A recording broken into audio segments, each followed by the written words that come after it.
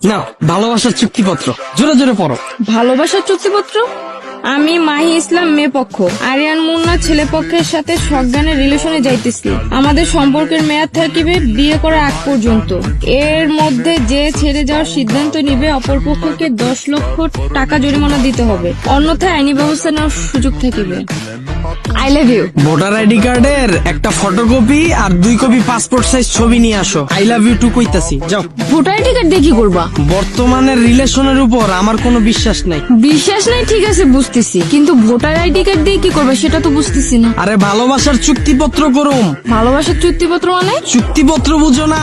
সরকারি স্ট্যাম্পে ভালোবাসার একটা চুক্তিপত্র হইব আমগো। চুক্তিপত্র? চুক্তিপত্র তো মানুষ করে জায়গা জমি কিনলে, দোকানপাট ভাড়া নিলে, কিন্তু ভালোবাসার চুক্তিপত্র ব্যাপারটা বুঝলাম না। 2 বছরের জন্য একটা দোকান যদি ভাড়া নেই, ওইটার জন্য যদি চুক্তিপত্র লাগে, ভালোবাসা তো আর ইম্পর্টেন্ট জিনিস, ওইটার জন্য তো আরো আগে চুক্তিপত্র লাগবে।